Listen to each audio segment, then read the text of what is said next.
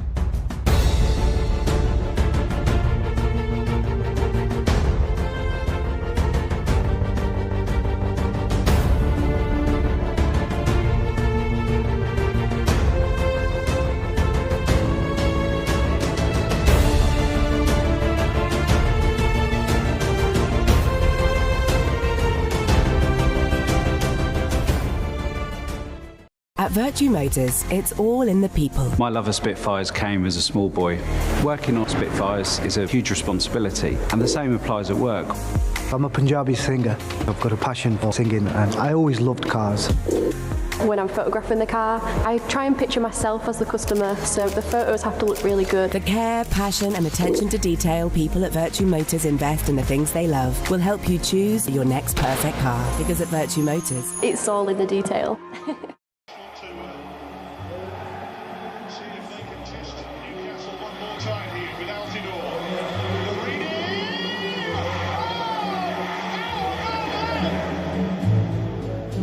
Oh!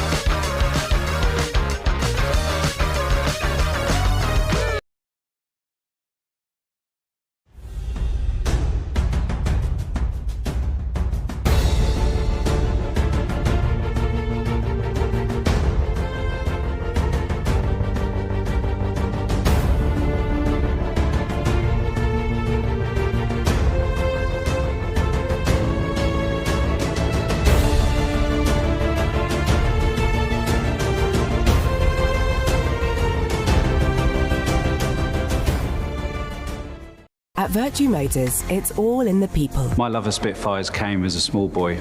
Working on Spitfires is a huge responsibility, and the same applies at work. I'm a Punjabi singer. I've got a passion for singing and I always loved cars. When I'm photographing the car, I try and picture myself as the customer, so the photos have to look really good. The care. Good afternoon, everyone, and welcome to SAFC Live. We are broadcasting around the world once again here with myself, Frankie Francis, and Danny Collins alongside me as well for good measure. It's a 3 p.m. kickoff down at the Madrid Loftus Road this afternoon. So the Sunderland fans making another big trip, this time down to the capital. And Danny, a chance for Sunderland to cement that lead at the top of the Championship. Massive opportunity, against the Queen's Park Rangers side who are struggling so far this season. They've not got going. One win so far against Luton early in the season, but it's not been great from their point of view, and will be firm favourites on paper. But as I always say, games aren't played on paper. Yes, they are played on grass. That's what a famous manager once said. So let's have a look at the team news then. Sunderland in particular for you guys watching around the world here on SAFC Live. And there's been a change. Well, there has, one change again, and that's sort of midfield rotation again, isn't it? Alan Brown coming in for Chris Rigg, not involved this afternoon. Whether he's picked up an injury in training, we're not too sure, but he's not involved. And again, another opportunity for Alan Brown.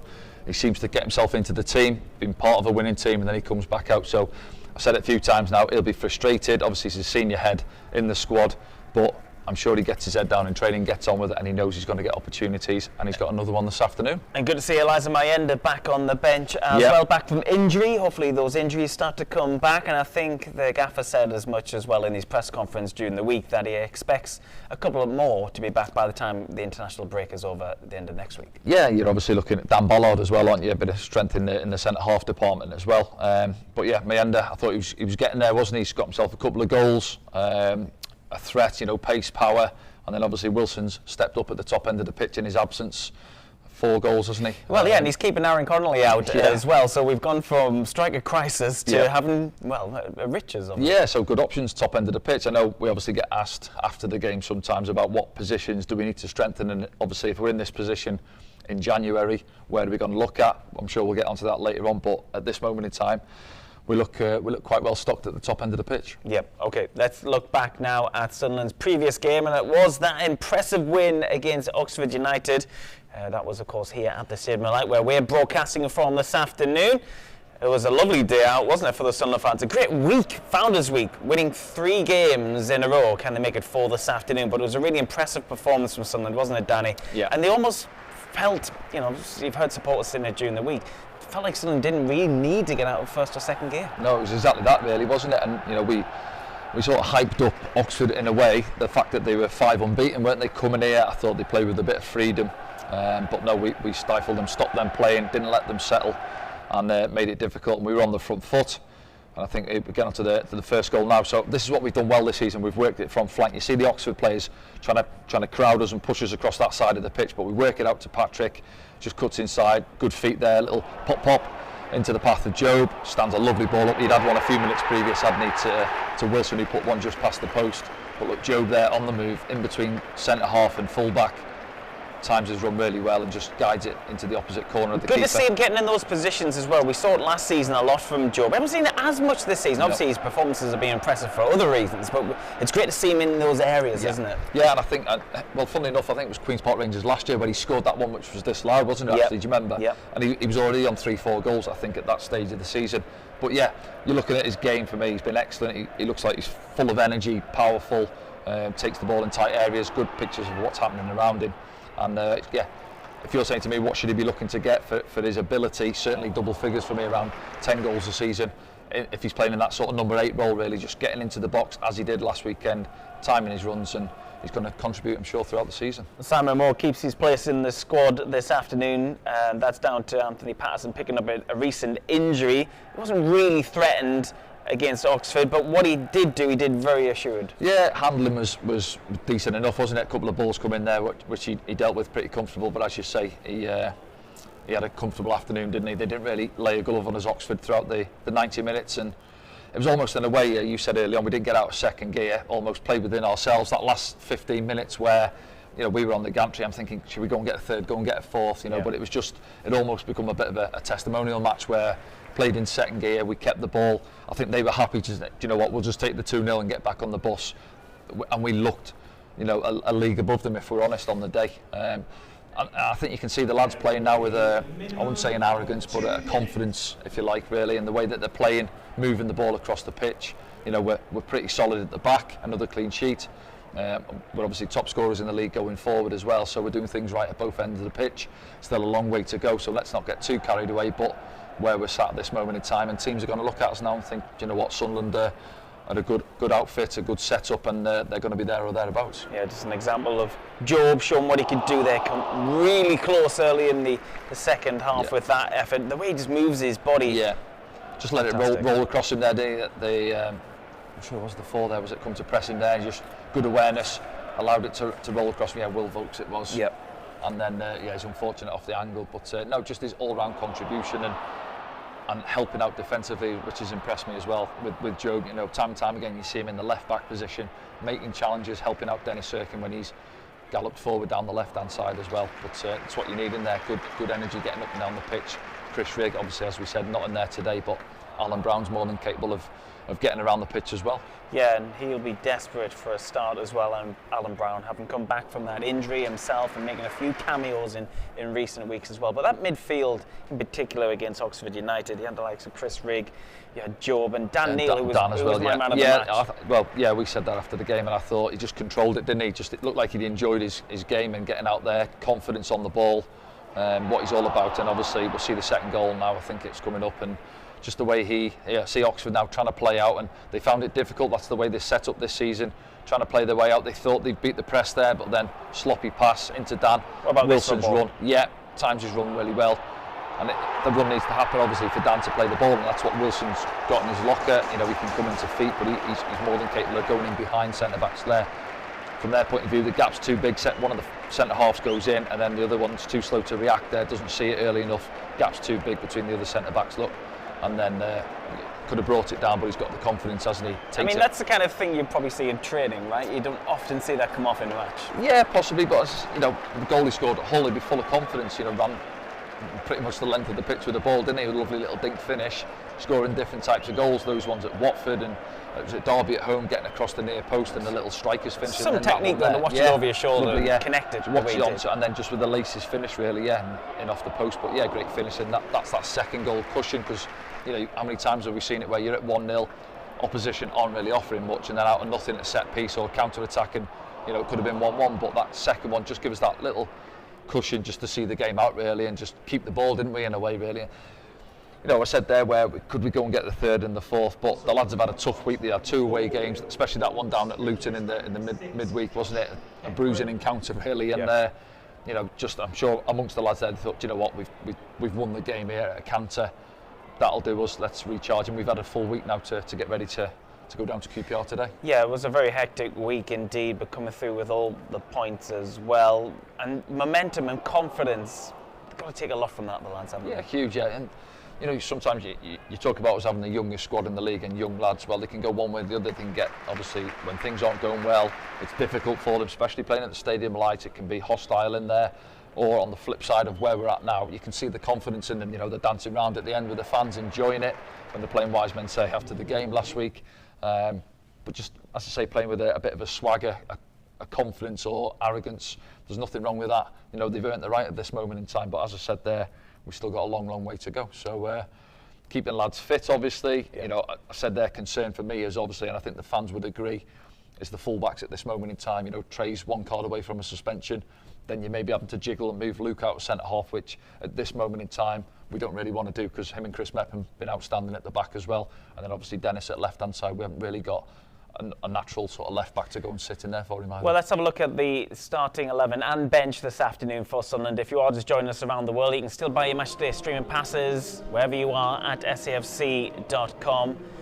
Danny's going to give you the team news now, and mention the bench as well, because there's some names back on there and some unfamiliar ones as well, in Harrison Jones. Yeah, some of the young boys on there, as I say, Tommy Watson, Harrison and Jones, and Zach Johnson as well. You mentioned it, Meyender's back, you've got Connolly, options top end of the pitch. We're still waiting to see Alexic. He's been on the bench a few times now, hasn't he? Hasn't had any game time. But yeah, running through it, as you say, Simon Moore keeps his place in goal. Anthony Patterson's still nursing his injury. So Blondie stays on the bench. Yeah, Blondie on the bench. Back four as it was. Clean sheet again. Dan Neil, as we said there, excellent last week, controlling things just in front of the back four. Job and Alan Brown, the legs ahead of him there, getting up and down the pitch, and then those threats out wide, Mundell, Patrick Roberts, and the main man at the top end of the pitch, Wilson Isidore. Wilson Isidore is the man of the moment, certainly as far as Sunderland fans are concerned. We'll be back after the break. We'll have a chat with our club historian Rob Mason, as is tradition now here on SAFC Live.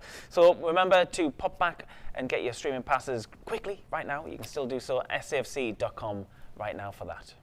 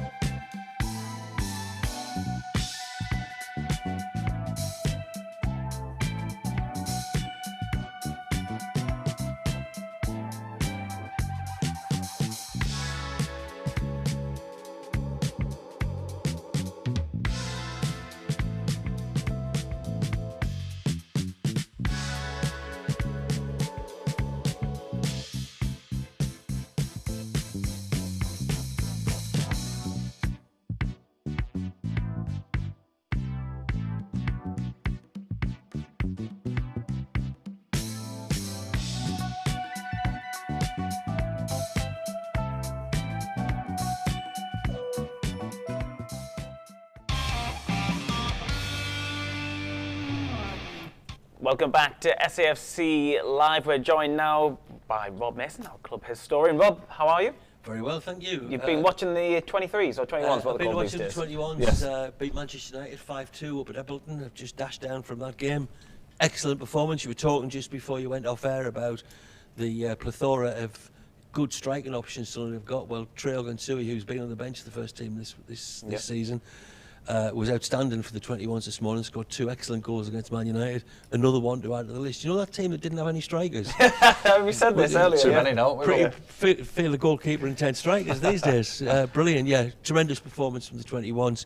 Let's hope we can build on it and get a tremendous performance for the first team this afternoon. And Danny, you know some of that squad as well from your time coaching at the club. Yeah. And Trey is a good player. He is. Yeah, he's got pace, hasn't he, as well? He plays on the shoulder in behind and that, and he's only going to get better. As you say, he's in and around the first team, like Tommy Watson and one or two of the others, getting a taste for it, and he's not doing himself any harm. Pace, playing with strength, the 21s. hunger, get an early shot in, tremendous. Good. And pushing for a place to join these lads, to be involved in the first team. But there's such a lot of competition because we now do have a good number of strikers. Let's look at it. What a great problem to have. Well, let's look at the Sunderland team then, if people are just joining us around the world here on SAFC Live. And of course, we are broadcasting live from the Stadium of Light. We're in the sports bar, but the fans are down at Loftus Road.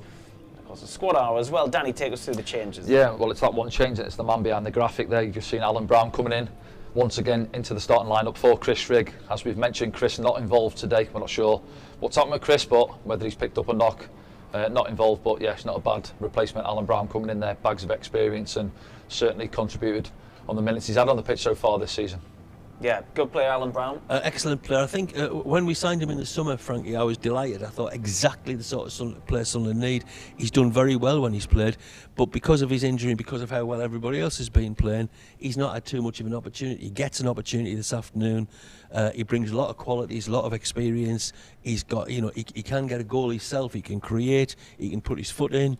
There's no weakening of the team if you're bringing a player of the calibre and experience of Alan Brown into the side. QPR then, we are down at Loftus Road this afternoon, the Madrid Loftus Road have been updated.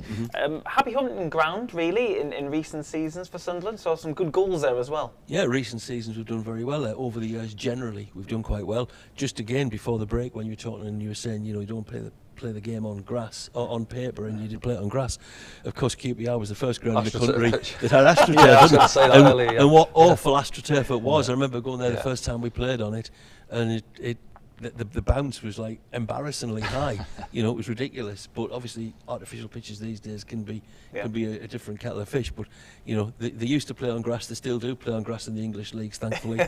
And we've generally done quite well at QPR, particularly as you say in recent years, Frankie. 3 goals on each of the last 2 visits there. Now at the end of last season, Danny, everyone was talking about Marty Cifuentes as a brilliant emerging manager in this division. It's had a tough start of the season though, hasn't he? That's how football can change, isn't it? Yeah, of course. He's perhaps not having the season he expected himself as well, but difficult for Queen's Park Rangers over the last few years. Looking at it's 10 years now coming up since they were out of the Premier League. Highest position's been 8th, I think they finished. They've been 16th, 17th the last couple of seasons, so it's been difficult for them. Traditionally, I think when you think of Queen's Park Rangers over the years, like to get it down at home. Similar to Kenilworth Road, the ground, isn't it, Rob? You'll have been there where it's compact, it's right on top of the action, as we'll see from the gantry today, the camera, and you can hear everything that's going on there. So if they're not at it today, their fans are going to let them know. From our point of view, we're going down there as the favourites, and what do we usually say? Start bright, quieten the crowd, get on the front foot early, full of energy. That's what we'll need to see from ourselves, and then it'll get a little bit hostile in there for the Queen's Park Rangers players. You'd like to think so, Rob. They haven't won at home. They haven't won this season since the 30th of August. Yeah. I mean, I'm a big believer in the law of averages. I don't like going to a team that's played 6 games at home and they've got 3 draws and 3 defeats. Hopefully their victory will come on a day other than when they're playing us. But Danny makes a good point there in comparing Loftus Road with Kenilworth Road, in that the crowd are close to the pitch, and yet I've never really thought of that before because the styles of the clubs traditionally are so different. Luton are often long ball as they are this season. QPR, as you say, generally try to get the ball down and play, although they're struggling badly in the league. If you look at the number of touches they've had in the opposition box, the 9th highest, which is not what you'd expect of a side who are struggling so badly in the league. So they do get it down, they do try and play, and they could pose us problems this afternoon. But of course we're top of the league. We've got that 5-point advantage at the start of play today at least, and it's up to us to go and try and take the game to them. And you know me, I'd always be happy with a point away from home, but it is a game that you are looking to try and say, let's win it. Yeah. But let's not get too far ahead of ourselves. I keep saying, if you win all your home games, draw all your away games, you're going to win the league or go up automatically. So a draw today would not be a horrendous result at all by any stretch of the imagination. But like every other Sunderland supporter, I'm looking for 3, all being well today. Yeah. So he's coming away from his points. No, I'm sticking. No, I'm sticking. If you, I was talking to James Hunter, who used to write for the Chronicle yesterday, and he said to me, "Would you take a point tomorrow at QPR?" I said, "Yes, I would." Greedily going into the game, yes, I want 3, but come the final whistle, if it's a point, I'll not be too unhappy with that. Another 3-game week coming up as well, Danny, so that'll be in the thinking of the squad selection maybe as well. Possibly, yeah, because we go back to last week, those 2 away games, it's the same again, isn't it? 2 away games followed by a home game, so you're looking at it, hoping that we come through it without any injuries. As we say, Chris Riggs come out of there today. You may be looking at 1 or 2 others. Meander's back from the treatment room, maybe Dan Ballard as well, getting back out of there. And it's difficult because it catches up to you. I know we've got another international break coming up as well, where you maybe charge your batteries a little bit. Yeah. Then you're looking at those blocks of games and trying to get through it unscathed with injuries. We've got 3 players, I think, on 4 yellow cards now. Yeah. So that could catch up with us as well. Yeah, we want to keep an eye on. Historically, this is only our 42nd meeting between the 2 sides, Rob. In fact, we didn't play them for the first time until 1957, and that was a cup game. And that was the only time in that first cup game in '57. I think it was the 5th of January. Was the only time in the history of the game that either club scored more than 3 goals. Sunderland beat them 4-0. That's right. Since then, there's never been a fixture where either team has scored more than 3. So, there's often not been a lot of goals in games. Though, as I say, the last 2 times we've been to QPR, we've scored 3 both times. Offer me a 1-0 win this afternoon and I'll be thrilled to bits, of course. Yes, absolutely. So much of made of the injuries to Anthony Patterson as well, but Simon Moore against Oxford United didn't have much to do, but he looks more than he did. I mean, well, Regis Labrie summed it up, I thought, perfectly after the game when that point was put to him, and he said, look, he didn't have much to do, and he said, yeah, but he says we were confident in him. You could tell his words were, he was at the level. You could see he was an experienced goalkeeper. He knew what it was all about. Coming in to make his home league debut for Sunderland, in front of 40,000 fans, didn't faze him at all. And as Danny, I'm sure, will agree, any goalkeeper you speak to always says the hard games for them are the ones where they're not involved very much. They've got to keep the concentration. Yeah. Sometimes easier for goalkeepers if they're in the game all the time. He wasn't in the game very much, but he never did anything wrong. He always looked assured, and I think he'll give the back four and the players in front of the back four plenty of confidence going in this afternoon. They're not going to be worried about a goalkeeper they don't have confidence in. And talking of confidence, we've got a perfect person alongside you here, because last time Sunderland were promoted from this division to the Premier League, Danny was in that squad, and this week a lot of people have been making comparisons to that squad as well in terms of the momentum. They feel it's similar. Do you feel that? It's too early in the season to say that. We're not getting carried away. It's only the 2nd of November. But yeah, Danny was a very important part of that team, never mind that squad when we went up. He was, with all due respect, you were part of the squad when we went up in 2005. You played a handful of games. But in 2007, you were a key player in that side and a very important player in that side. But the momentum we got in that season, if I remember rightly, was very much in the second half of the season. It was that 17-game unbeaten run. Because we came from behind. Chasing the pack. And we came from the pack. We got that momentum. Look, there's no wrong time in the season to put points on the board. The time when it really matters is towards the end of the season. I'm just thinking in terms of the we are putting the points on the wins, board. Yeah, we're putting the points on the board now. That's brilliant. We're there to be shot at by every other team. But at the beginning of the season, if you said you were going to win 9 games out of your first 12 and draw 1.